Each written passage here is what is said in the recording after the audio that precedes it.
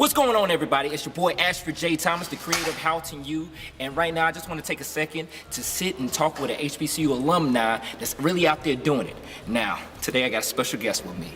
I got the author, the actor, the TV host, the fashion designer, the one and only Mr. Steal the Spotlight himself, Mr. Derek Watkins, also known as Mr. Fonzworth Bentley. Say what's up to the people, man. What's happening? What's good? Y'all snap with putting the two of those together like that. Yeah. Thank you for just sitting down with me for a second, man. Happy to be here, bro. Definitely. First and foremost, just tell the people where you're from and what HBCU you attended. I'm born and raised in Southwest Atlanta, Georgia, and went to school not far from there at Morehouse College. Now, picture yourself back in like an 18-year-old senior high school. I mean, you had tell us the different schools you had options to go to, but what did you see was an advantage of going to a HBCU? Well, I didn't look at anything other than an HBCU. It boiled down to Hampton and Morehouse, and it was, really about the athletics. As far as I knew, both schools were, top tier as far as an education is concerned. So that's what it boiled down to me. I was like, which track coach is going to push me? Which one is going?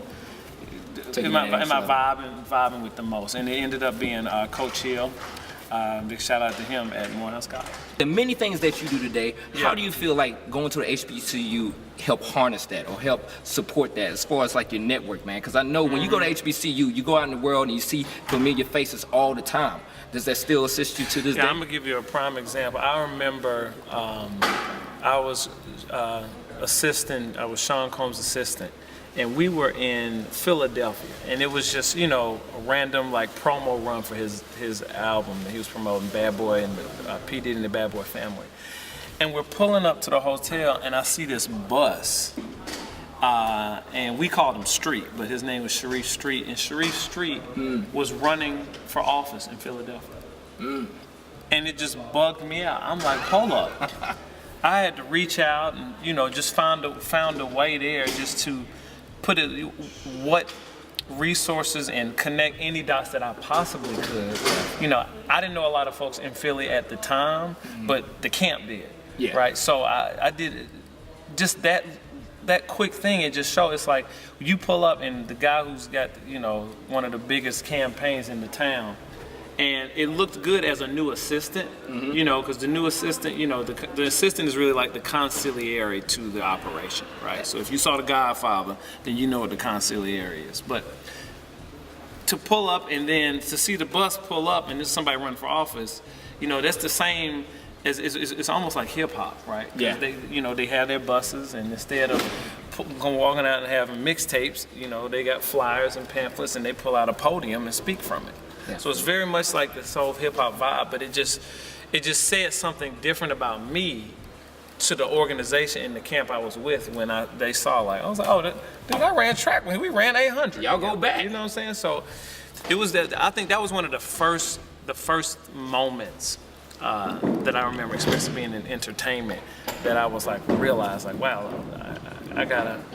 I really don't know how deep and how deeply rooted this network is. I actually still had the same email address from college. And I would encourage everybody that, under the sound of my voice, find one email address, especially when you're in school, that you just do not change, and you keep it and hold on to it, passwords and all of the above. Because every now and then folks will just send an email there and just think, let's see if Derek checks this. And I stay in touch with a lot of people just like that. That's what's up, man. So you had that connection, like, oh, you remember Keisha? Keisha Black? That's how I roll. Big booty Keisha. Keisha always got one. But anyway, what would you say to just the story of the HBCU? Because Howton U is just telling the story, a coming of age story of a guy at the HBCU. You feel like that's a story that needs to be told? How do you feel about that? When we had A Different World, I think that was one of the closest things, other than Spike's film, that we ever really got to giving us the essence of what that is. There's so many people now who still don't, like, I was at, it's called the BEA Conference, which is the Black Engineer of the Year Award. So they had the top African Americans at, at NASA, to the top military firms, and it's a huge event. And there's a gentleman who owns a defense company. And I was, having a conversation with him, and the young lady he came to support got an award. And she was like, when I told him that we need to be going to these HBCUs to find talent who don't necessarily always know the right way to put together a resume for this defense company or for a NASA or whatever. And he thought HBCU was a bank. He thought it was a bank. And so, you know, and this is just the ignorance of not knowing, you know, what's all out there. You know what I mean? The HBCU was created to make the best, the brightest before they went out to plant themselves, you know, in different communities in the universe. And then obviously the most important thing is to go back and give back. And so, you know, I think one of the things that I really want to see more of as far as HBCUs is we have to give back to our universities. Right. It's not about, when I want to give 2,000 or I want to give 20,000. What happens is if you just give consistently, even if you gave $12, $1 per month, if you gave $12, if everybody that graduated from HBCU, because what happens is the president of universities, and they go to the big Fortune 500 companies, and they say, we need you to donate to the school. And they say, okay, well, let's see how the people that you have produced donate to your school. Definitely. And what happens is they look at the percentage rate on how much we've given to the school, and that determines how much the Fortune 500s will give. So they're like, all right, well, only 30% of your school gives back. So we ain't gonna give more than your own that you've produced give back. And why should they? And so I think, you know, there's a huge disconnect, and this gets back to that talented 10, you know, but we really, that's a real focus we need to get down. So it's like, look, if we can at least be consistent.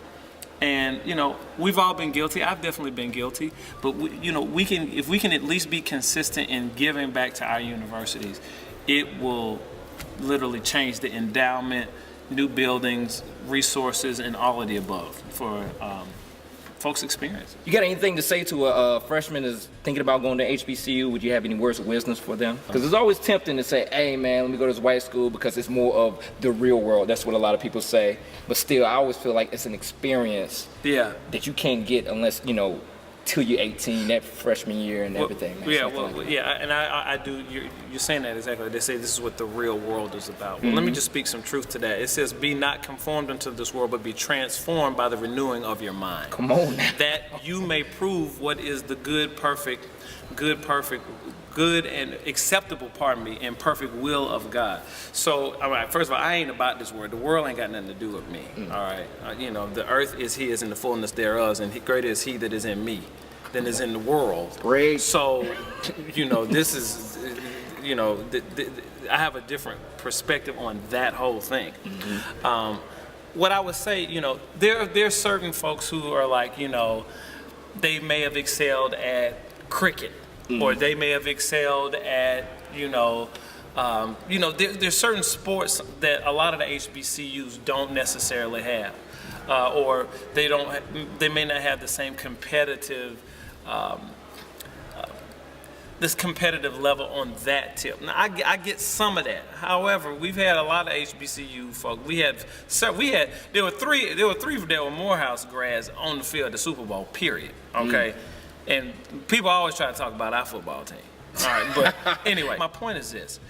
It doesn't matter really what school you go to. It matters what you're going to put into it and what you plan on getting out of it. And so you have to think of yourself as an individual and say, okay, as the CEO of my purpose, as the CEO of my life, what do I want to add to who I am? Because when people talk about networking and branding and all of these terms that you hear about, the networking doesn't start when you go to the affair or the black tie event or the club. The networking starts in school. That's where the network starts, because these are the future doctors, lawyers, producers, actors, network owners. These are the future folks, executives. There's so many executives, like I'll meet an executive, and because they go to an HBCU, I know I have a deeper relationship with them right off the bat. Quick story. I was at the White House. I was doing a quick last minute tour. I got a last minute tour of the West Wing. And so I'm going through, and I wanted to sit in the theater because, I remember seeing the picture of President Obama sitting in the theater watching the games. So I wanted to sit in this thing, and so I'm sitting in this thing, his chair. And as I'm leaving, they were like, by the way, Michelle Obama's and they call body men and body women there. They're not called assistants, right? It's like she wants to meet you. Do you have time? I'm like, do I got time to wait for Michelle Obama, First Lady Michelle Obama? Do I? And so anyway, so I wait, I don't know, about 25 minutes, and she comes down and introduces herself, how are you doing? My name is Kristen, and, da-da-da. She's like, I went to spell. I'm like, and at first I'm like this. I'm like, oh, how you doing? Because I'm like, I can only imagine the things you're seeing. I'm talking like this. And then she's like, I went to spell. I'm like, whoa, you went to spell? Girl, what's up with Lower Manley? And, it's just a deeper relationship, and it just became different than her .gov email address. It became a cell phone, and that's just what it is. It's an instant understanding and common courtesy and understanding of, I know the experience you had, I know the experience you've been through, and it just makes things different, and the thing is, I think for me, it's definitely made me a much more well-rounded individual now in the professional world. Going to an HBCU. I look at music as like a bookmark in time, man. No doubt. And no definitely, doubt about it. What was that song, or who was that artist out? Now you got Drake, you got Gucci Mane, all these other cats, Yeah. 2 Chainz. What was that artist out that you like, where did he go? But when he came on the radio, it was a rap. When he came on in the party, he shut it down. Talking about at Freshman year. You gotta be specific. Freshman Come on, year. you just can't throw that out. Specific to freshman year. All right, so here's the all right. Freshman year, I stayed at Graves Hall. Room stayed there. Room 411. The same year Mary J. Blige What's the 401 came out. Come on. All right, so how hot did I think I was? So I mean, you gotta say. My freshman year, it's Biggie's first album, you got Snoop's first album, you got Wu-Tang's first album, it's too much. It's like, I don't care what years you was in school, 92, 96, we killing you. Those are rap. Those is like golden, I'm talking about R&B, it's the Shy album, it's SWV's first album my freshman year, it was ridiculous. It's literally ridiculous. When Slam would come on, that was freshman year. So you gotta imagine, Slam, da da da da da. Like this is, see the thing is, the problem is now if that came out, folks would get to fight. Yeah, there's no problem. At least a chair thrown. Yeah, then it was an organized mosh pit, if you will. Folks ran into each other and they was throwing in. Some may have a busted lip. But that's about it. Onyx, man. Onyx, that was a, from me and my crew at least, that joint, that got us turned.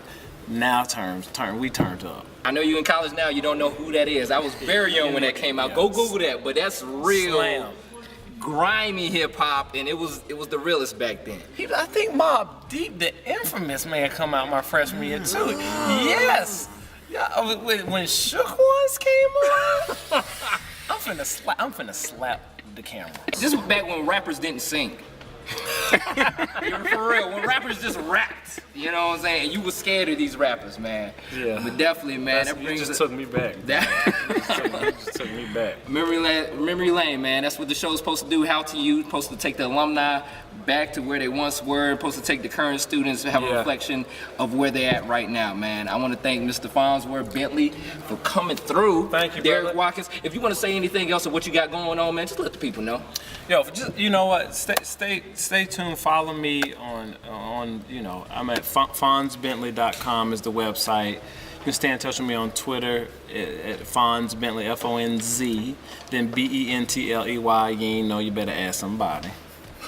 All right, that's on Twitter and Instagram, and you need to check out this new social network. It's called Feed, P-H-E-E-D. Just remember where you heard it first. All right, so when it is the new Instagram, then you'll be like, oh. Gotcha. But it's unlimited video, unlimited, record audio. It's a really cool application. You can check me out there. Yo, check out my man Ashford J. Thomas's Howton U. You heard it from the man's self. Thank you so much for coming out. I don't have an ascot on, but he let me do the interview anyway. Greatly appreciate it, man. Yo, this real talk. Thank you, bro.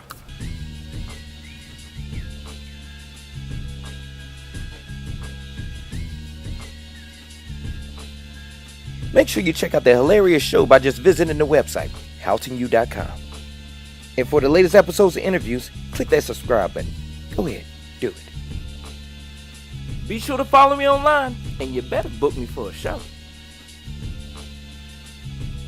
Get your Howton U apparel and other high graphic tees at curtisandcollection.com.